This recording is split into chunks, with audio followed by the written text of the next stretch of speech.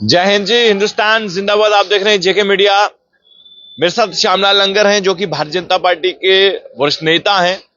और देखिए, बजट पर चर्चा हो रही है और कुछ तो नेता ऐसे हैं विपक्ष के जो ये कहते हैं कि बजट में कुछ नहीं मिला। हमेशा जब भी बजट आता है तो ऑपोजिशन पार्टियां फिर उसी तरह वही पुराने डायलॉग्स, वही पुरानी बातें कि कुछ नहीं मिला, कुछ नहीं होगा, कुछ नहीं होने वाला है। तो इसका जवाब आज श्यामलाल लंगर देंगे। श्यामलाल जी, ये जो बजट आया है, क्या कहना चाहते हैं? किस तरह का ये बजट है? देखिए, ऐसे है विमल जी, पहले मैं आपका बहुत बहुत धन्यवाद करता हूं कि आपने आज बजट के ऊपर हमारे साथ बात करने लगे हैं कि अपोजिशन के पेड़ में दर्द होती रहती है। उनको चाहिए कि डॉक्टर के पास जाएं, जब भारतीय जनता पार्टी में आ जाएं, उनको समझ आ जाएगी बजट की। बजट जो होता है अपने देशवासियों के लिए होता है। बजट जो होता है एक एक जनमानस के लिए होता है। इतना सराहनीय बजट जो हमारी निर्मला सीतारमण जी ने दिया है, नरेंद्र भाई मोदी जी, हमारे जितने वरिष्ठ सेंटर के नेता हैं, ये सब उनकी देन है। इस बजट के अंदर सबसे पहले तो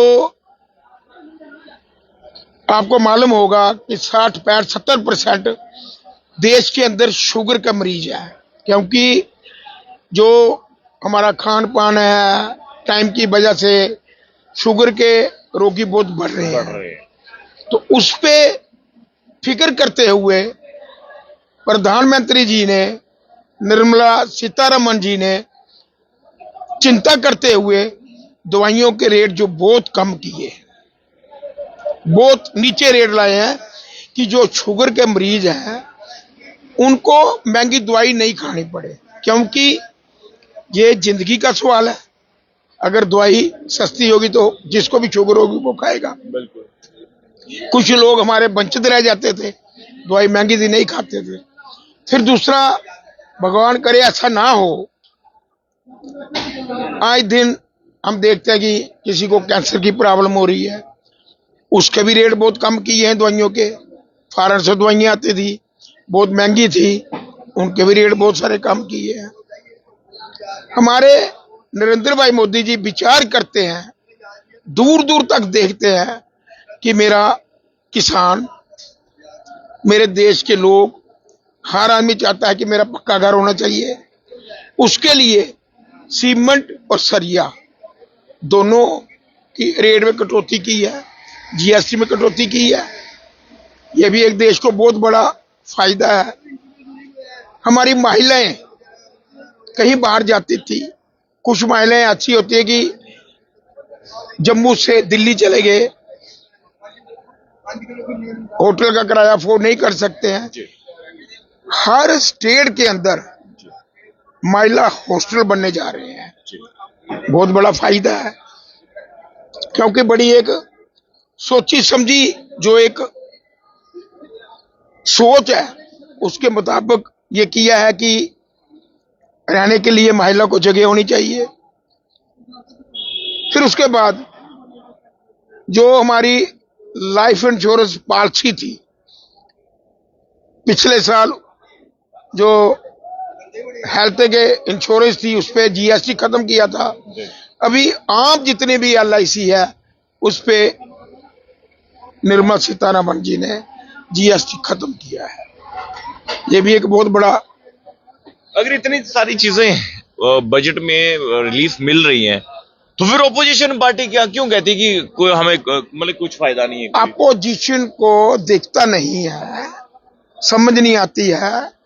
एक चीज आपने देखा होगा कि राहुल गांधी जी एक चीज डोमेन में नहीं आई, एक किताब लेके खड़े हो गए।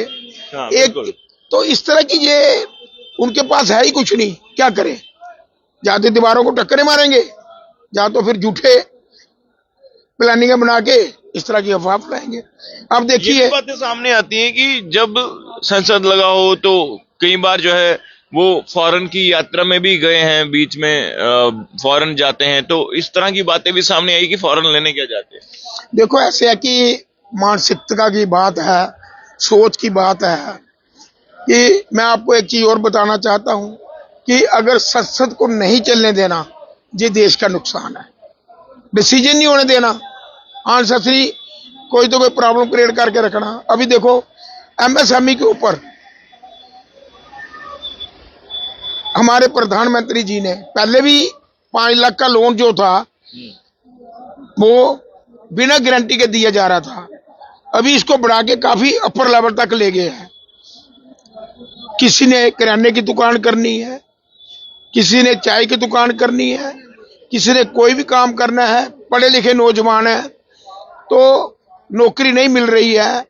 प्रधानमंत्री जी ने, निर्मला सीतारमण जी ने इस पे प्रावधान रखा है, क्वालिफिकेशन के हिसाब से वो लोन लेके अपना काम कर सकता है, बिना गारंटी के बैंक से लोन मिलेगा और जितना उसका इंटरेस्ट होगा नॉमिनल, आधा सरकार देगी, आधा वो बंदा देगा। बहुत सारी ऐसी योजनाएं हैं जिसके ऊपर हमारे प्रधानमंत्री जी ने चिंता की है, फिक्र किया है कि देश के अंदर तरक्की होनी चाहिए। अब देखिए जो भी हिंदुस्तान में रहता है, हिंदुस्तान उसका घर है, बिल्कुल घर मजबूत होना चाहिए। बिल्कुल।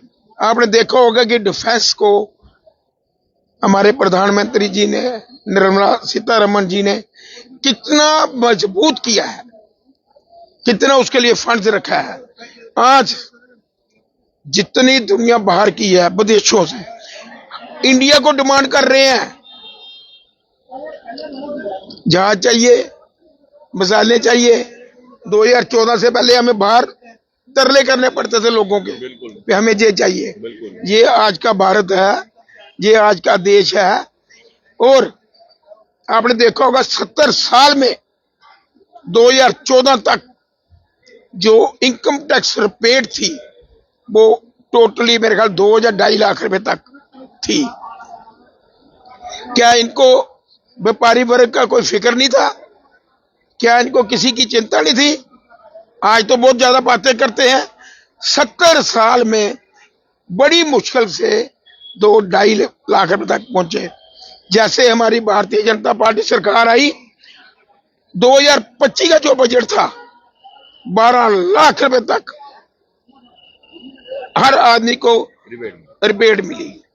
ये है हमारा देश, ये है हमारे प्रधानमंत्री, ये है हमारे फाइनेंस मिनिस्टर। जी एक सवाल, आप भारतीय जनता पार्टी से जुड़े हुए, काफी सालों से जुड़े हुए हो और भारतीय जनता पार्टी को बेहतर समझते हो। अभी जो राजनीति हो रही है, खासकर जम्मू कश्मीर केंद्र शासित प्रदेश की बात करें, एनएलयू के लिए संघर्ष करना पड़ा है, नेशनल लॉ यूनिवर्सिटी के लिए बच्चे बाहर आए, उनको डिटेन किया पुलिस ने, संघर्ष कर रहे हैं। कल बार एसोसिएशन जो है, एडवोकेट्स ने जो है प्रोटेस्ट किया, सब लोग मिलकर प्रदर्शन कर रहे हैं। और उमर सरकार ये कह रही है, उमर अब्दुल्ला ये कह रहे हैं कि हमने जब जम्मू को IIT IIM दिए थे तो तब कश्मीर के लोगों ने प्रोटेस्ट नहीं किया, अब जब एनएलयू वहां पर बन रही है फिर प्रोटेस्ट क्यों हो रहे हैं, क्या लग रहा है? देखिए विमल जी, बड़े दुख से कहना पड़ रहा है, जम्मू को जो भी चीज लेनी आज तक, जो वो चीजें युद्ध सत्र पे ली गई है। मैं चैम्बर में था 2012 से लेकर 17 तक सीनियर वाइस प्रेसिडेंट के रूप में। तो जब एम्स आया, क्या कश्मीर की पड़ी वक्त थी? क्या था? एम्स कश्मीर चला गया। हमने जद्दोजहद की तो जम्मू में भी लिया, हमें कोई इतराज नहीं है। पिछले साल 38,500 करोड़ रुपया कश्मीर के लिए हमारी सेंट्रल सरकार ने दिया। क्या जम्मू का कोई आदमी बोला? किसी ने कहा भाई क्यों कश्मीर को पैसा दिया? कि वहां पे जरूरत थी, नेसेसिटी थी, रास्ते की जो लंबाई थी उसको कम करना था, टनल बना के जो 6-6 घंटे का रास्ता उसको 1-1 घंटे में किया गया। क्या किसी को तकलीफ हुई? अगर आज कश्मीर को नेशनल लॉ यूनिवर्सिटी दी जा रही है तो जम्मू को क्यों नहीं? क्या जम्मू में बच्चे नहीं है? कश्मीर का कल्चर, कश्मीर का वेदर, जम्मू का वेदर अलग है। तो अगर कश्मीर को यूनिवर्सिटी ये दे रहे हैं तो जम्मू को अगर मिल जाएगी तो क्या पीड़ा है? क्या ये कश्मीर के सीएम है, JNK के नहीं है? सरकारें जो होती हैं, मैं ऐसी बात बोल रहा हूं, मेरी बात का कोई बुरा न मनाए, सरकारें जो होती है ये माई बाप होती हैं। सरकार की जो चीज होती है उसकी जनता का हक होता है, जनता बोल सकती है, जनता डिमांड कर सकती है। उन बच्चों का क्या कसूर जिन पे लाठियां बांधी गई? उन बच्चों का क्या कसूर जिन्होंने नेशनल लॉ यूनिवर्सिटी मांगी?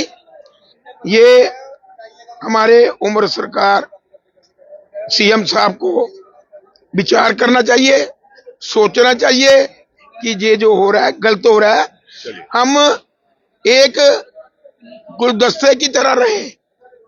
हमारा JNK जो है सदियों से एक गुलदस्ते की तरह है। इसमें हिंदू, मुस्लिम, सिख, ईसाई, अदर बिल्कुल एक गुलदस्ते की रहता है और आज भी भाईचारा है, आज ही प्रेम मोहब्बत है।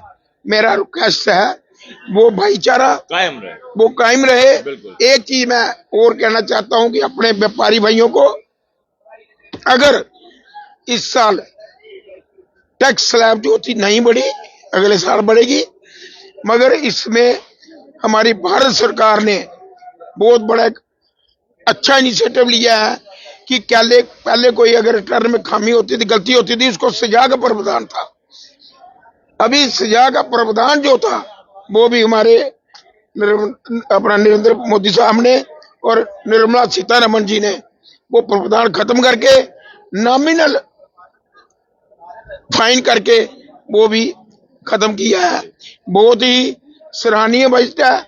मैं अपने नरेंद्र भाई मोदी जी को, निर्मला सीतारमण जी को, हमारी जो लोकल लीडरशिप है, हमारे सत शर्मा CA जो हमारे दिल्ली में भी राज्यसभा मेंबर है, और बाकी शो कौल जी, जितनी हमारी लोकल लीडरशिप है, ये हर एक आदमी के लिए काम कर रही है। मैं इनको भी मुबारकबाद देता हूं और आपका भी बहुत बहुत आभार प्रकट करता हूं। जय हिंद, जय भारत। चलिए, शुक्रिया श्यामलाल जी। श्यामलाल लंगर जो कि भारतीय जनता पार्टी के वरिष्ठ नेता हैं और काफी सालों से भारतीय जनता पार्टी में शामिल हैं और उससे पहले भी जो है जनसंघ में ये थे। तो देखिए, अब इनका कहना है ये जो बजट आया है इसकी ये तारीफ कर रहे हैं। वो कह रहे हैं कि ये बिल्कुल अच्छा बजट है और जो लोग इसका विरोध कर रहे हैं वो कह रहे हैं कि बिल्कुल ये गलत विरोध है, ये बजट सही है। अब आपको क्या लगता है? अपनी राय जरूर कमेंट बॉक्स में रखिएगा। देखते रहिए JK मीडिया। धन्यवाद। चाहें